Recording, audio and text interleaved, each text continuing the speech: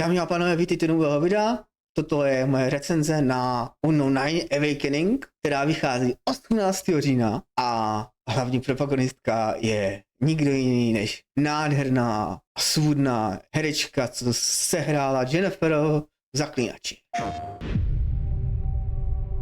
Turn your thoughts inward and focus on your shade. Jasný, no. Do you feel it? I do.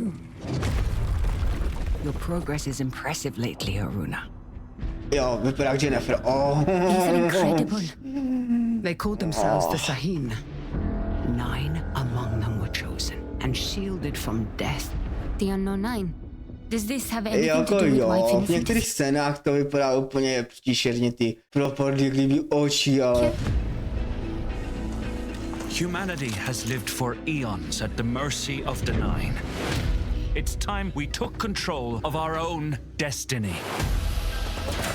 Dle všeho budeme cestovat právě mezi takovými těmito realmy, Why are you so interested in Vincent? neboli, no, jak to říct, budeme cestovat mezi těmito jako budoucností, přítomností, z minulosti, Find jo? your target and bridge the gap. You don't belong here. You're wrong.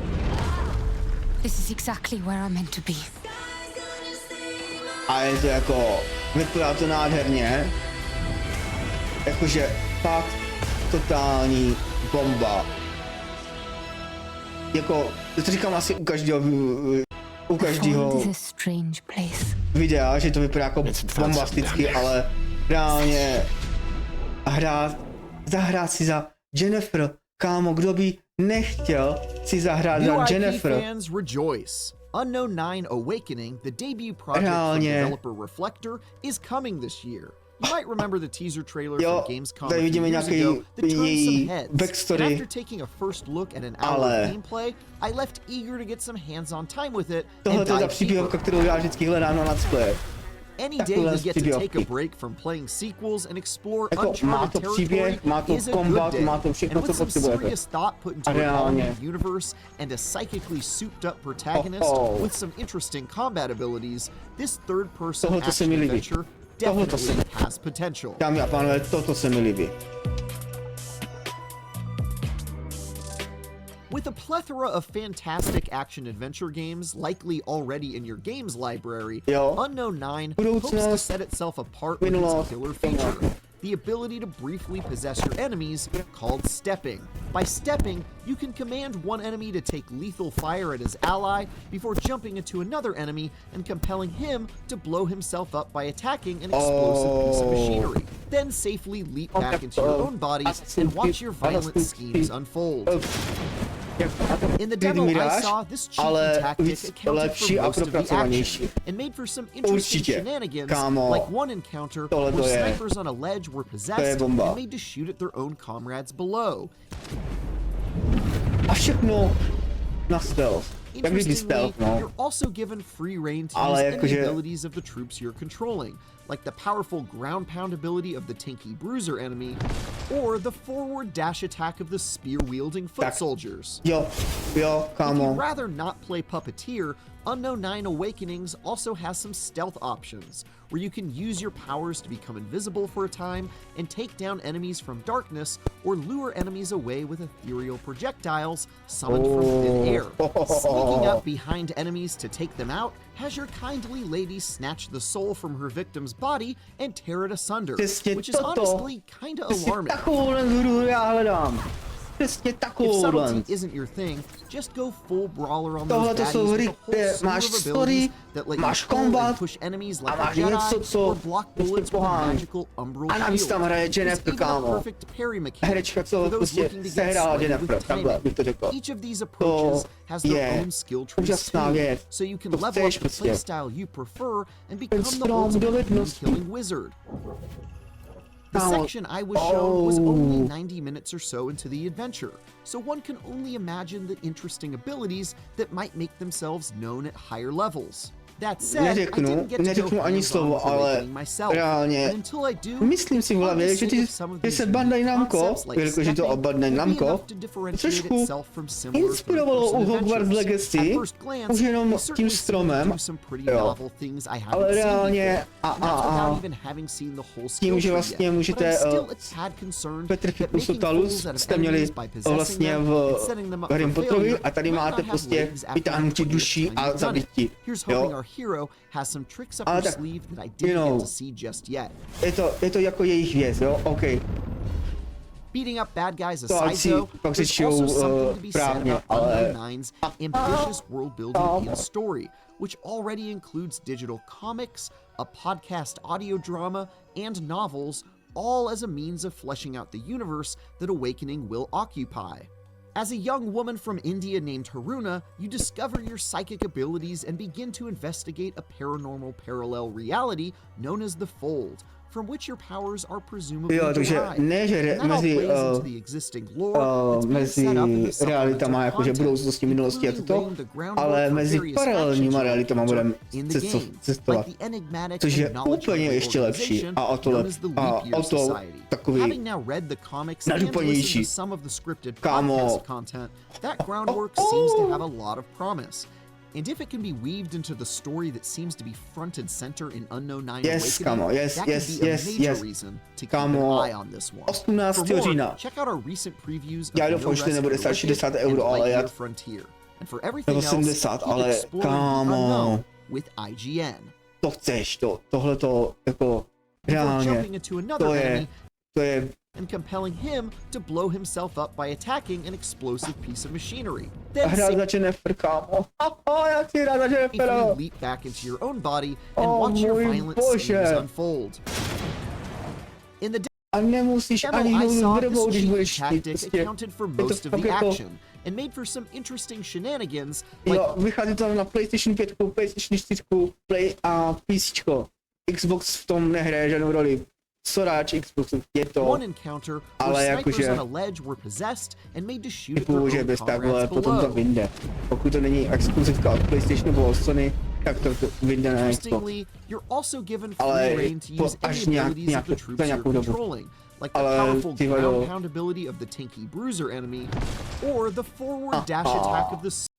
Mně se líbí ten kombat, mně se líbí strašně nahrát ten kombat a reálně celkově se mi do toho jako fakt jako zamlouvá. Navíc tam budete mít určitě jako energii, která bude vás omezovat. Takže bude to úplně, jakože to bude fakt muset přemýšlet nad tím, co se budete muset dělat, nebo co tak jako budete vymýšlet. Nenechá vás to v klidu, abych vám řekl. Nenechá vás to v klidu a já se strašně na to strašně moc těším. Jako tohleto je něco, co chci fakt jako vidět. A navíc zahrát začíná vidět její zadeček. Ne, já si srandu.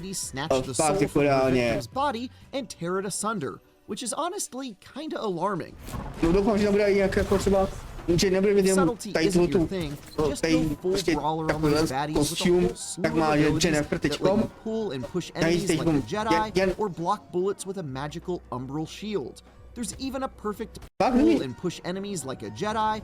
Like a Jedi? Tohle to není o Jedi, kámo. Jako chápu, že chtěl jsi to k něčemu přirovnat, ale ne, kámo. Ne. Žádný Jedi, kámo.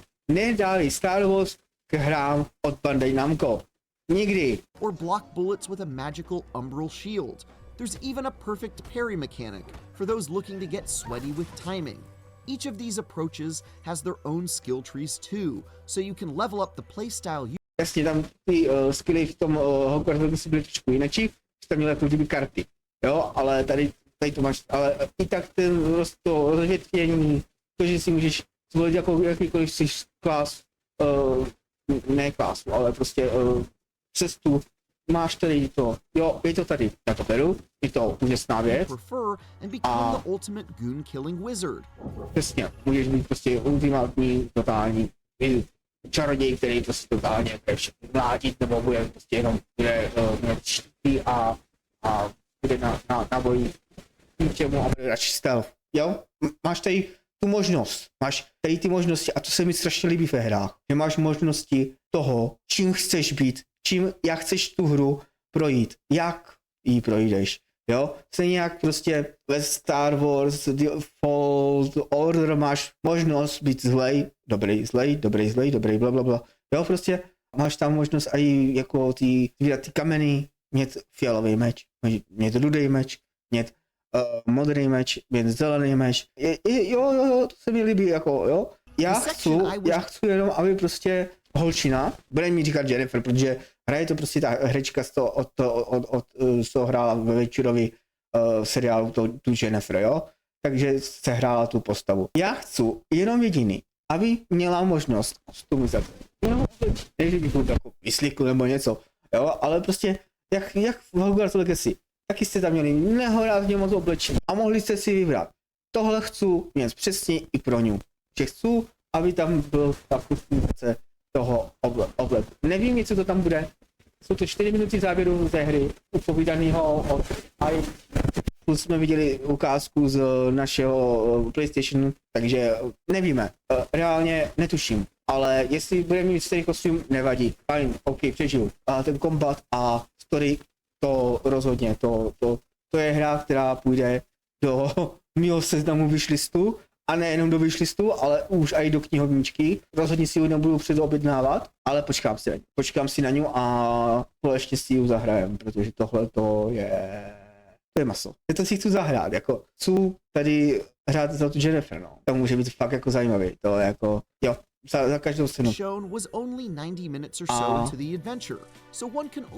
A ta grafika, všechno, nádherný, prostě, jo, na to, že to je Bandai Namco, který vlastně vytváří Dragon Ball, jo, nebo stojí za Tekkenem, jo, OK, to jsou ty novější, ale já jsem hrál Bandai Namco a Capcom, nebo Segi a takovýhle hry, prostě ty starý, jo, takže pro mě je tohleto úplně něco, jakože fakt jako totální bomba. Třesk do velkého, do prostoru prostě. Ne velký třesk, ale třesk prostě, no. Třesk do prostoru prostě. Jako se těším, jak malý miminko, vole, teďkom na to. Když jsem to teďkom viděl, že to má vycházet, ještě tento měsíc to má vyjít, 18. října, tak musel jsem na to udělat recenzi, kámo. Musel. To je tak úžasná hra, jo. Má to magii, má to nějaký paralelní světy, má to nějaký příběh, má to nějaký stealth, má to prakticky to, co by člověk tak nějak jako chtěl, jo. Dámy a pánové, já se s váma loučím u této recenze, u tohoto first feelingu. Tuhletu hru bych vám velice rád doporučil.